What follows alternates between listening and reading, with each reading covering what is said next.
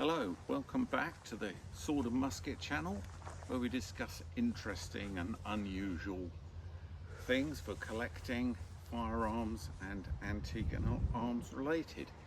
Today I want to show you something that's really quite unusual, especially to find in the UK. It is basically the Americans' answer to the sniping problem, especially in the island hopping campaigns of the Philippines. Now, what the US Marine Corps did was slightly different to what the Army did, in that their procurement procedure was different. They had to basically finance it themselves. So the Army at the time had the various Weaver and Lyman Alaska scopes, the M81, 82 and 84 rifle scopes, which were really not very good compared to, for instance, the scopes that the Germans fielded, which had absolutely superior glass and optics to anything else. The Americans seem to be fascinated with long thin tubes on their scopes, and the earlier Weaver type scopes only had 2.5 times magnification and tiny 1/2 inch diameter barrels. Now that's quite difficult for light to get down if you don't have a larger object lens, and the scope starts becoming long.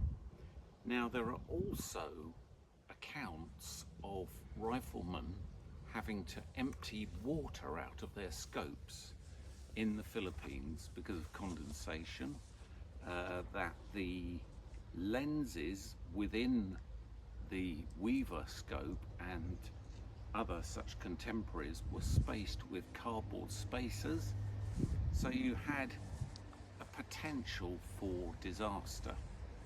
Anyway, the Marine Corps started looking around for someone that could produce a scope for them. Now, the main rifle that the Marine Corps had as a bolt action was the 1903 in its original form, with the rear sights mounted halfway along the rifle, obviously foresight up there.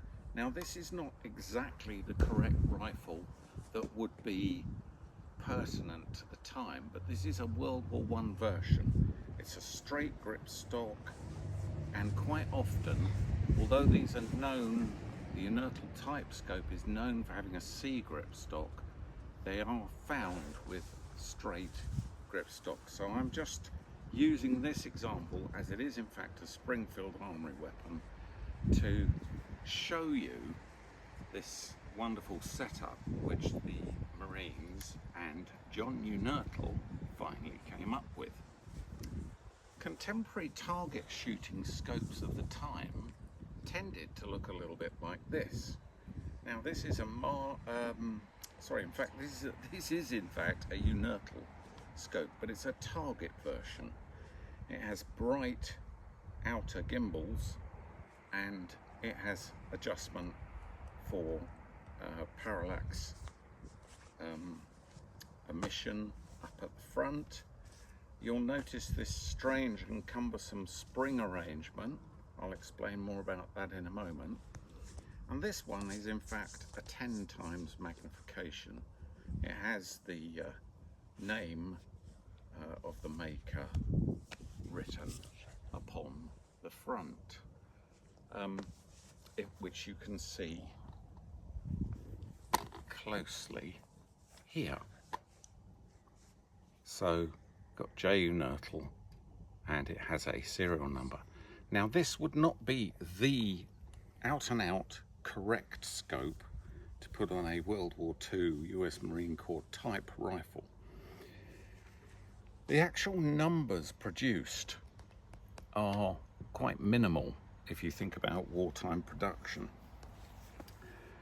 In the end, it's reckoned that a total of approximately 1774, between 1774 and 1047 Unertle scopes appeared in the US quartermaster stores for the Marine Corps. Now, hidden behind the rifle is this large, strange looking green tube with typical American webbing and attachment methods to American webbing belts. So, what is this that hides within? This is in fact the outer cover carrier of the Unertle scope. It's called a McCarter case, made out of something called McCarter, and it's painted in the olive green. It's sprung loaded at the top.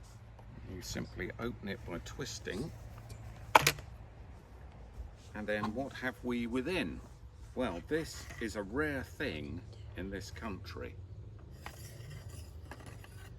This is a genuine, and you can tell it's genuine by the rather classic smell of the stores from within here, a genuine US Marine Corps Unertle sniper scope.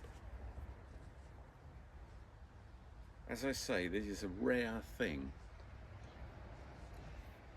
If you look here on the barrel of the scope, it is marked Unertle USMC sniper, and then a serial number that looks like 1303, and on the rear locking ring is 8. That is the magnification, 8 times. It was in fact 7.8 times magnification, but they called it 8 for simplicity's sake. On the front we have the adjustment for parallax scale, which is actually marked out in yards. So you would turn that and adjust to the yardage that you were shooting at. It's basically 25 to 200 yards. Having said that, there were some impressive shots recorded by this setup in both the end of World War II and in Korea, where the landscape lent itself more to this kind of sniper warfare. Now, these scopes were assembled by the Marine Corps almost on an as and when required basis.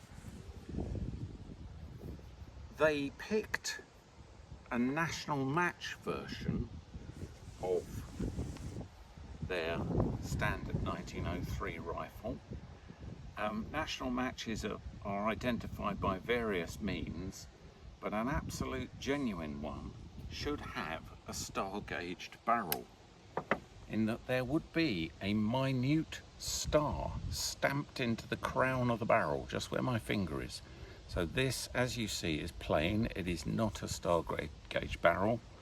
It does in fact have SA 120 on it, which means Springfield Armory, January 1920. So this rifle is pre this period, but it is the correct kind of rifle with the finger grooves and a straight grip stock. The job in hand of mounting this setup consisted of applying 2 dovetail type blocks. One of them would be put straight over the receiver where it says Springfield Armory. The receiver would have to be drilled and tapped, which is no easy feat with these receivers, because they are extremely hard. They're like glass hard finishes. Then in the handguard of the fore end in front of the sight, when these are discovered, they're classically milled out or carved out wooden section with a square hole in the middle, which takes the front sight block. Those blocks themselves, which were supplied by Unertle, will mate with the bases on these gimbals. Now these are Unertle gimbals. Now they would then therefore slide on. The rear sight is often found as being removed. These would then slide on to there, and the scope would be locked up by these locking screws and finally pinched up by something simple as a screwdriver or a bayonet. Now, adjustment for windage and elevation is external to the scope, which is something we don't think of these days as much, in that if you want this scope to shoot more to the right, you push the back end to the left and the front end will canter over. Likewise with the windage or elevation, you get the same effect. Now these scopes operate in quite an unusual way, and we see this rail along the top of this scope. That is a guidance rail for the scope to actually move. Now on this earlier version of the Unertle that I showed you, there's a large spring. The manufacturers originally designed these that when you fire the rifle, the scope moves forwards, if you like, in battery, like that. So you end up with the scope, once you've taken your shot, the scope has jumped forwards. Now the original design was that it should bounce back via this spring, but the Marine Corps being the Marine Corps and practicalities of warfare being thus, things got altered, and they are very, very often found without the spring, because this spring will pick up every bit of undergrowth and rubbish and crap that's flying around the place, get you tangled up in it, and you'll never get away without dragging off the bush with you. So wanting to remain quiet and concealed, very important. But what it also meant was that the sniper had to pull the scope back into position between each shot. So quite a cumbersome and old-fashioned type idea in effect, but apparently extremely effective. So there were more opportunities for long-range shooting in the island campaigns as the terrain changed and the American forces forced the Japanese back up into the rocks, and longer distance shots were taken. Now there have been recorded kills both in Korea and in the Pacific Island campaigns of up to 1,000 yards. Now that is quite amazing, from a handheld rifle without a bipod, with an old scope where the light has to bounce all the way down the tube to the end. Quite remarkable with this ancient method of adjustment. They must have been very, very good shots. The scope came with steel lens caps, which would screw on or off. Oh, one of the other complaints was with the Marine Corps with the spring version is that you would quite often find this thing bouncing back and planting itself in your forehead, so that's another reason why they removed the thing, the spring. So it's reckoned that approximately 1,200 of these went into service. They didn't start at 0, so this one being 1,303, and the fact that it's got a lovely worn patina on it and obvious signs of movement from the gimbal pressing on the outside of the scope, I would say that this scope has been in battle. I would say it's been effectively used and has been places that most of us would be quite terrified to visit. The other reason I think it may be genuine is that there's absolutely nothing wrong with this cap, but there is the most fractional tiny dent in the sunshade which is stopping me from winding that cap back on. So there we have it. The reticle on this one is a simple crosshair, very, very fine. They are also found with a crosshair with a dot in the middle. As I say, normally mounted on national match rifles. There are plenty of fakes around, plenty of built-up examples. I would love to find a national match rifle to put this on, therefore creating my own fake or built-up example. But as long as you don't sell it like that, I think that's fair. So this is a genuine USMC Sniper Unertle scope, almost waiting for a national match rifle to come along. So quite a rare thing, quite a rare find, very rare in the UK. Rifles fully assembled with this scope fetch an awful lot of money. Even the scope on its own with its original McCarter carrying can, probably worth a fair few bob on the collector's market. Oh, the other thing was they couldn't strip a clip load anymore because the scope was directly above, so they had to individually strip the rounds and pop them in the magazine. But that is the nature of the sniper. He's more concentrating on shot by shot. So there we have it, the USMC genuine Unertle scope, next to a shiny civilian version which would give your position away quite quickly in the jungle, with its original McCarter carrying can. What a thing to find. Well, I hope you enjoyed that. I hope you found it informative.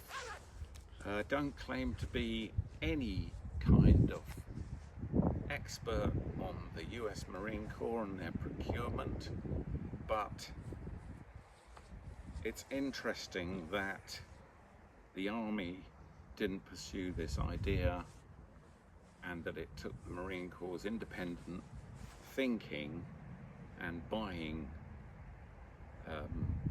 regime to come up with this example, which some say is one of the best, certainly World War II American sniper outfits. So if you enjoyed that and you'd like to watch anything else, just look out for my channel. It's on YouTube, obviously. Sword and Musket 9312. Click like and subscribe and you'll get caught up with all the latest videos, or view the website either at www.buyswordandmusket.co.uk or by my name, kirkemerick.co.uk. Thanks for joining me. See you again.